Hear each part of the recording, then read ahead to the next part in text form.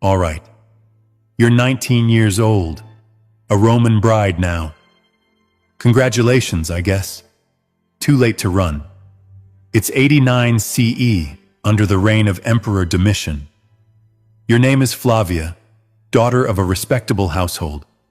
And tonight, Rome is going to teach you what marriage actually means. Not the saffron veil, not the scattered walnuts, not the songs and laughter. The other part, the part nobody writes down. You're barefoot on cold marble. Torches hiss and spit smoke against the walls. 7 witnesses stand behind you, silent as columns. They aren't here for beauty or celebration. They're here to make sure you do exactly what a Roman wife is required to do. And no one bothered to explain the details until now. Of course they didn't. You move forward, toward the wooden figure in the corner, draped in cloth. Your hands are shaking so badly you hide them inside your sleeves. Every eye in the room is on you. No one offers help. No one looks away. Your mother's words echo from this morning. Do not resist. Whatever they require, do not resist. Now you understand why she cried while braiding your hair. Here's something Rome never pretends otherwise about. Marriage is not romance. Marriage is a transfer of ownership. Your father signed you away. Your husband received you. You are the property. The contract is the ceremony. Your body is the receipt. Welcome to adulthood, Roman style. You're still thinking about the crowd outside, the men shouting obscene songs, laughing loudly because Rome believes laughter keeps away evil spirits. Maybe it does. Or maybe it's just an excuse for grown men to shout instructions at a terrified teenage bride. You decide. Marcus Petronius Rufus, your new husband, 25 years older than you, carried you over the threshold earlier. It was supposed to be sweet. It wasn't. It was a reminder. Brides used to be dragged inside whether they wanted to enter or not. Now the door is shut, the noise fades, the silence feels heavier. You finally take in the atrium. A pronuba, the senior woman who controls the entire night.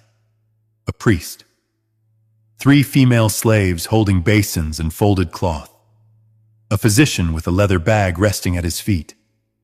And in the corner, still waiting, the draped wooden shape. It's crowded for something everyone pretends is private. The pronuba grips your hands like she's catching a runaway animal. Firm, precise, professional. You are now in your husband's house, she says. Translation: you belong here now. She guides you toward the draped figure. You feel the witnesses staring into your back like nails. Rome loves witnesses. Rome trusts nothing without documentation, signatures, and enough people to swear it happened.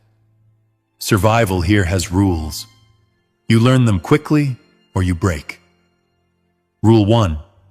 Keep your head down and your mouth shut. You pull the cloth away. There it is. A wooden figure carved into a shape Rome barely speaks of out loud. Mutunus Tutunus, a fertility god. A god brides must greet before their husbands are allowed near them. The shape leaves no room for misunderstanding. Its purpose becomes clear as the pronuba begins to explain what you must do.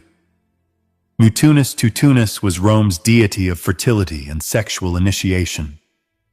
We know he existed because ancient writers mention him only briefly, always with discomfort.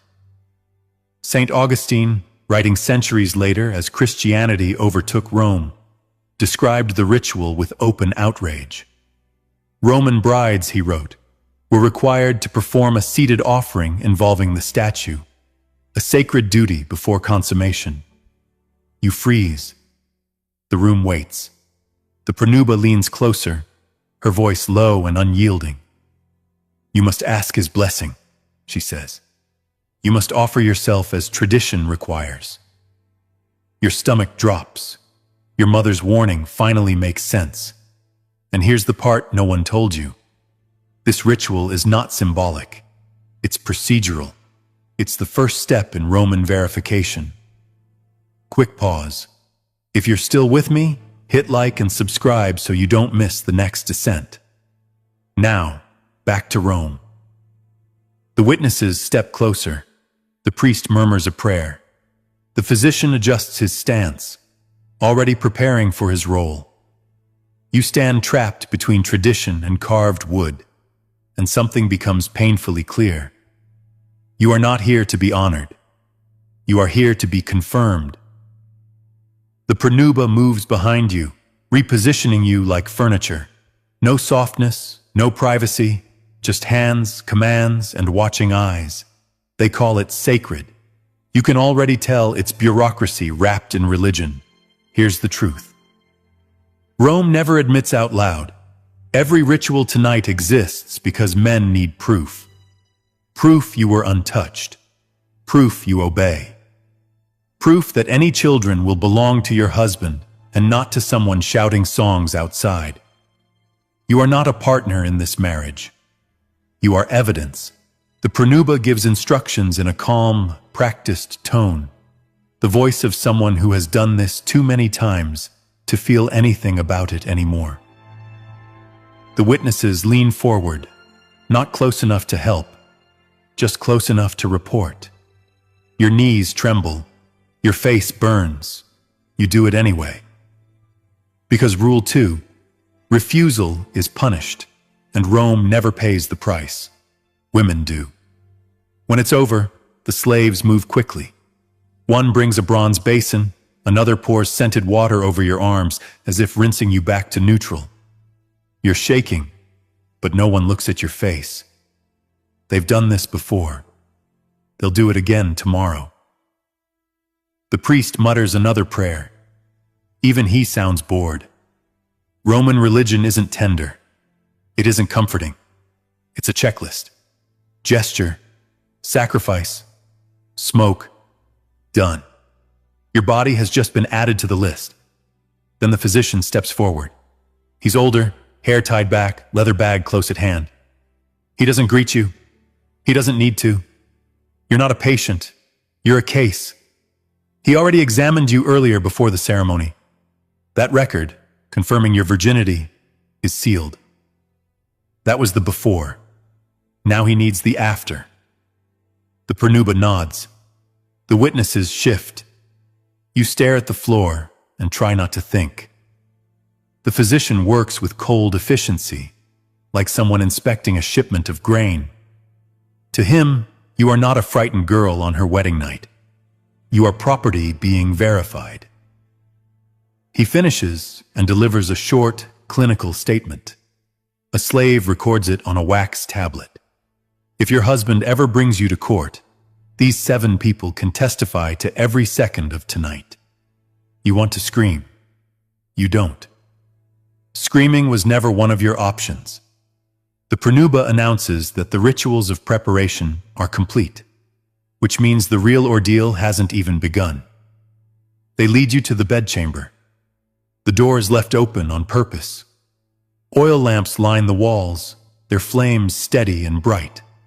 Shadows stretch and sway across the room, as if the walls themselves are paying attention. This is not intimacy. This is observation. Marcus steps inside at last. He doesn't look at you right away.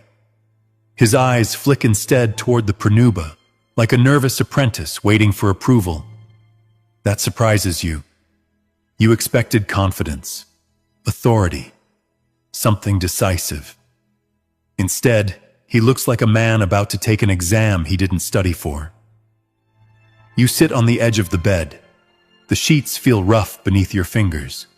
You try to keep your hands still. They refuse.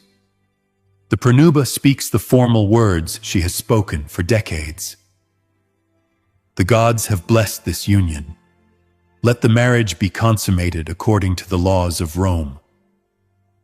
The words fall heavy, like iron links settling around your chest. The room feels smaller. Your heart climbs into your throat. And then the realization hits you, sharp and late. Everything so far was just preparation. The real verification hasn't even begun. The door remains open, the lamps stay bright. You sit there trying to breathe like a normal person, while every rule Rome ever invented presses down on your ribs. Marcus finally looks at you, not with desire, not with tenderness, more like he's checking whether a shipment arrived intact. Welcome to Roman marriage. Romance optional, verification mandatory. He sits beside you. The bed creaks. The pronuba clears her throat. A signal, not a suggestion.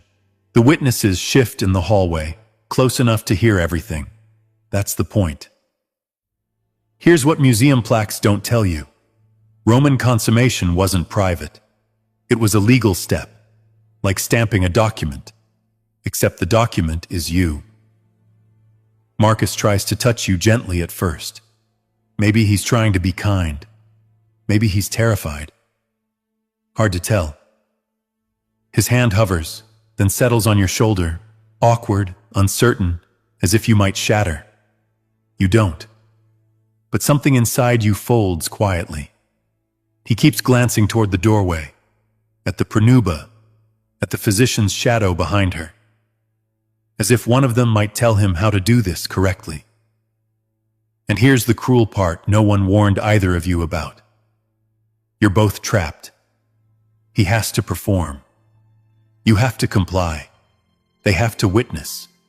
Everyone has a role. No one is allowed to leave. You lie back because there's nowhere else to go. The sheet beneath you scratches against your skin. Your hands won't stop shaking. Marcus whispers something meant to comfort you, but you can't hear it over your own heartbeat. The pronuba steps forward once, briefly checking positioning. Yes, that's real. Then she steps back and nods, like a teacher waiting for a student to pass an exam. And eventually, awkwardly, quietly, Marcus does. The tension in the room never breaks.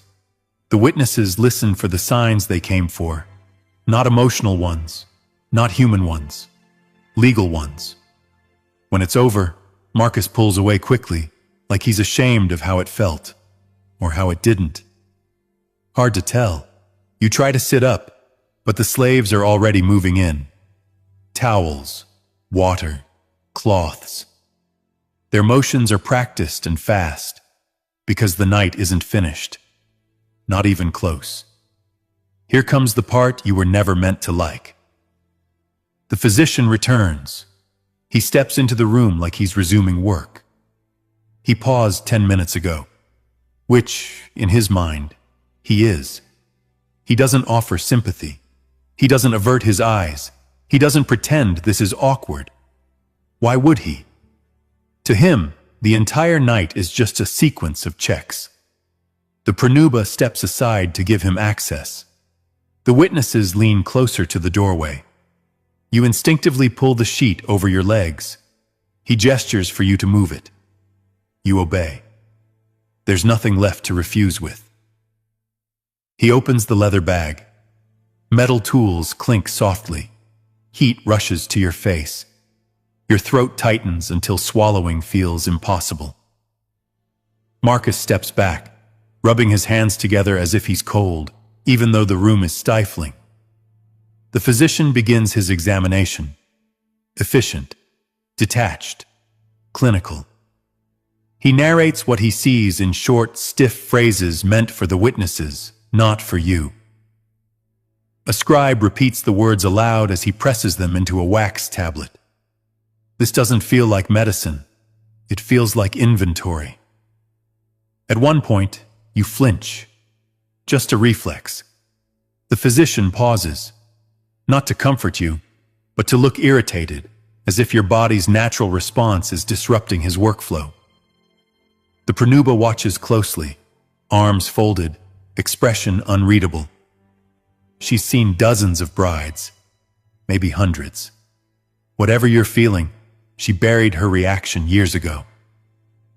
Finally, the physician steps back.